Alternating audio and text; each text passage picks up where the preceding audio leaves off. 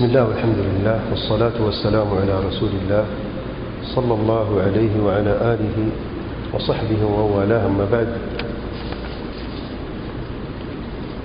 ایک سوال ہے کہ جب اللہ تعالیٰ نے قرآن میں یا ایھا النبی اور حدیثوں میں صحابہ رضی اللہ عنہم یا رسول اللہ کہا ہے تو ہم لوگ اگر یا رسول اللہ کہتے ہیں تو شرک کیسے ہوگا؟ اس میں کوئی شک نہیں کہ اللہ تعالیٰ قرآن مجید میں یا ایھا النبی فرمایا ہے اور صحابہ نے یا رسول اللہ بھی کہا ہے، کوئی شک نہیں. اور اس میں بھی کوئی شک نہیں جو آج یہ کہتے یا رسول اللہ مدد، یہ شرک ہے.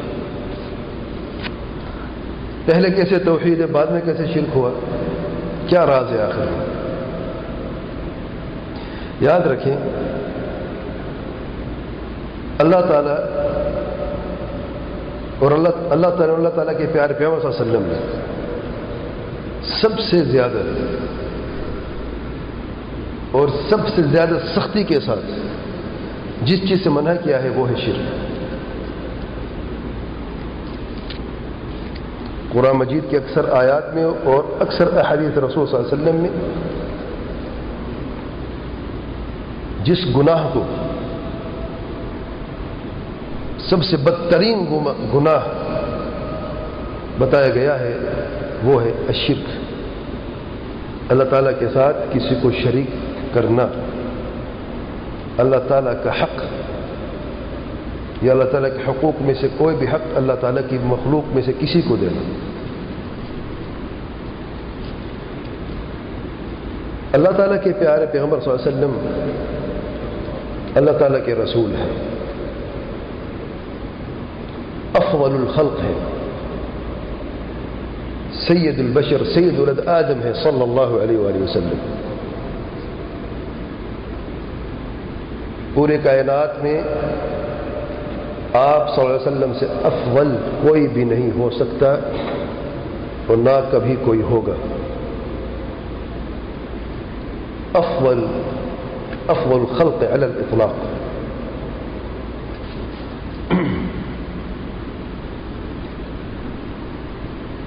یہ کہنا یا رسول اللہ، اس کا مطلب یہ ہے کہ آپ ندا کر رہے ہیں، پکار رہے ہیں اللہ کے پیارے پیغمبر صلی اللہ علیہ وسلم کو. یا حرف الندا ہے.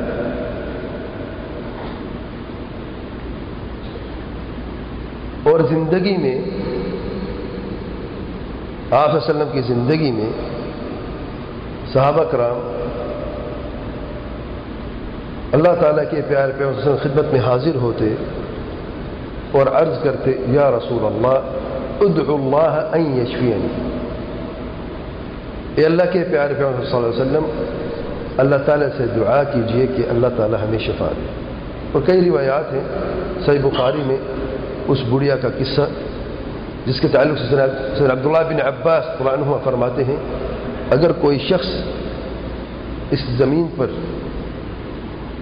اس دنیا میں کسی جنتی شخص کو دیکھنا چاہتا تو یہ خاتون، یہ بڑھیا جو ہے یہ جنتی خاتون ہے. یعنی اس دنیا میں اس عورت کو بشارت دی گئی اللہ تعالیٰ کے پیارے پیغمبر صلی اللہ علیہ وسلم کی طرف سے کہ یہ جنتی ہے. پھر قصہ سنایا کہ یہ عورت آئی تھی، آپ صلی اللہ علیہ وسلم خدمت میں حاضر ہوئی تھی اور اس عورت نے کہا اے اللہ کے پیارے پیغمبر صلی اللہ علیہ وسلم یا رسول اللہ ادعو اللہ، اللہ تعالیٰ سے دعا کریں کہ اللہ تعالیٰ مجھے شفا دے. نہیں یشفینی. دورے پڑتے تھے اسے جیسے مرگی کے دورے ہوتے ہیں. اور یہ عظیم خاتون فرماتی ہیں کہ جب مجھے دورے پڑتے ہیں تو میرے جسم سے کپڑا ہٹ جاتا ہے، میں بے پردہ ہو جاتی ہوں. تو اللہ تعالیٰ سے دعا کرے کہ اللہ تعالیٰ مجھے شفا دے. اللہ کے پیارے پیغمبر صلی اللہ علیہ وسلم نے فرمایا اگر تم صبر کر لو تو تمہارے لیے جنت ہے، اور چاہو تو دعا کر لو اللہ تعالیٰ تمہیں شفا دے دے. ایک طرف جنت ہے، دوسری طرف تندرستی والی زندگی دنیا ہے. دنیا والے کہتے دنیا ہونی چاہیے،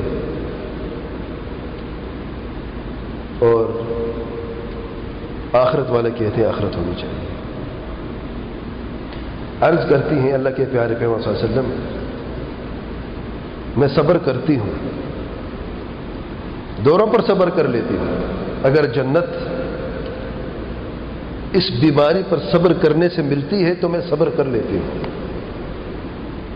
لیکن یہ دعا کریں اللہ تعالیٰ سے کہ میں بے پردہ نہ ہوں. پھر بھی پردے کی فکر ہے جسے آج بہت ساری مسلمان عورتیں نے ضائع کر دیا ہے، الا من رحم اللہ سبحانہ و تعالی. یہ مجھ سے برداشت نہیں ہوتا. بیماری پر صبر کر سکتی ہوں، بے پردگی پر صبر نہیں کر سکتی. اللہ تعالیٰ کے پیارے پیغمبر صلی اللہ علیہ وسلم نے ان کے لیے دعا کی کہ اللہ تعالیٰ یہ کبھی بے پردہ نہ ہو. یہ دعا کی، بس بیماری سے شفا کی دعا نہیں کی.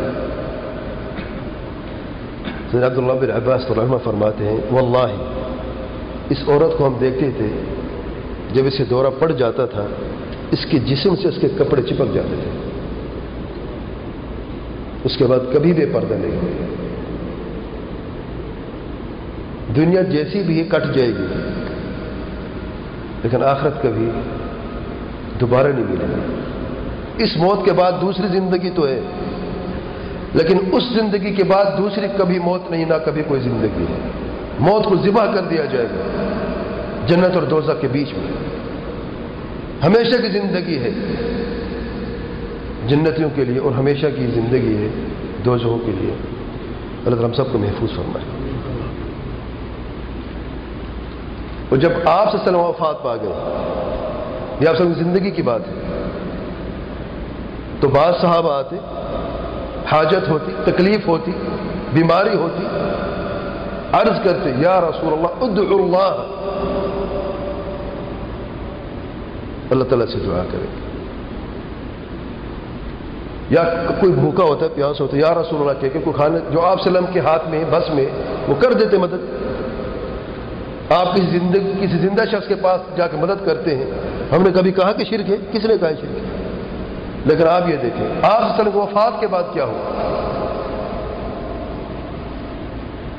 یہ بھی صحیح بخاری کی روایت. سیدنا عمر الخطاب کے زمانے میں شریعت کہتا ہے، سیدنا عمر الخطاب مدینہ کے شہر میں مسجد نبوی میں اگر یہ جائز ہو تو یا رسول اللہ ادعو اللہ ان یمطرنا یا ان یغیثنا، کہ اللہ تعالیٰ سے دعا کریں کہ اللہ تعالیٰ ہمیں بارش عطا فرمائے. تو سیدنا عمر فاروق کرتے کہ نہ کرتے؟ میرا ایمان ہے کہ ضرور کرتے. ایسا نہیں کیا، براہ راست مانگا یا رسول اللہ بارش عطا فرمائے؟ نہیں، ہرگز نہیں. خود دعا اللہ تعالیٰ سے مانگ سکتے تھے، براہ راست مانگی؟ ہاں دعا تو مانگی نہیں. کیسے مانگی دیکھیں.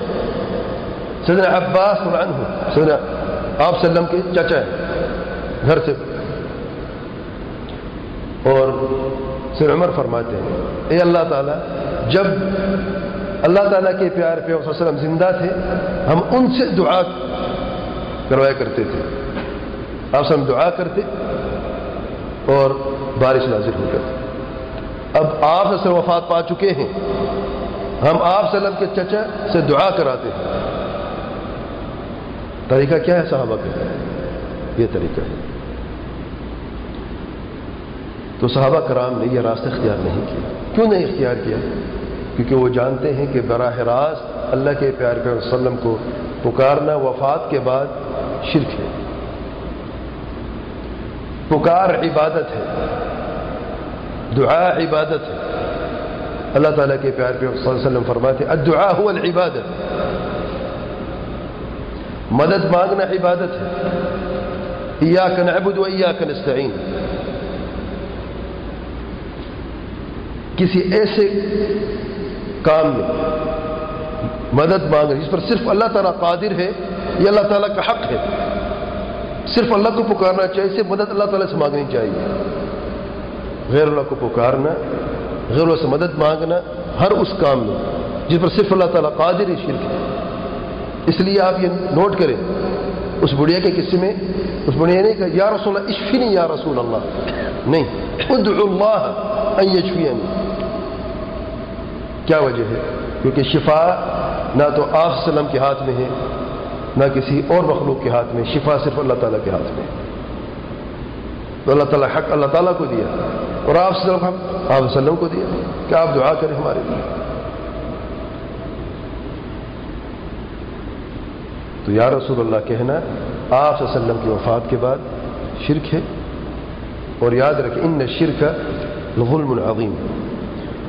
کوئی شخص، اور دوسری جواب یہ بھی ہے کہ اس کا مطلب ہرگز یہ نہیں ہے کہ جب ہم یہاں کہتے ہیں نماز میں ایھا النبی، تشہد میں کہتے ہیں کہ ہم براہ راست پکار رہے ہوتے ہیں، تو پھر اگر یہ شرک تو وہ بھی شرک ہوتا نہیں، یہ محض عبادت کے الفاظ ہیں۔ ہم نے یہ الفاظ ایسے ہی کہنے ہیں، جیسا کہ جب ہم قبرستان کی زیارت کرتے تو کیا کہتے ہیں؟ السلام علیکم، یا نہیں عام قبرستان میں یا اہل الدیار، یہاں پہ ندا ہے کہ نہیں؟ ندا کس کے لیے؟ مردوں کے لیے۔ کیا شرک ہے یہ؟ پکار تو رہے ہیں لیکن کیا ان سے مانگ رہے ہیں، ان کے لیے دعا کر رہے ہیں؟ تو یا کا لفظ کیوں ہے؟ اس لیے کہ وہ سنتے ہیں؟ نہیں، یا کا لفظ اس لیے ہے کہ عبادت ہے۔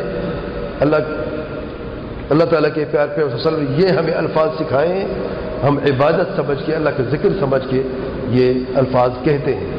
اس کا مطلب ہرگز نہیں کوئی مردہ سنتا ہے، کیونکہ پکارا تو اسے جاتا جو سنتا ہے کہ نہیں، تو پھر ہم پکارتے کیوں ہیں؟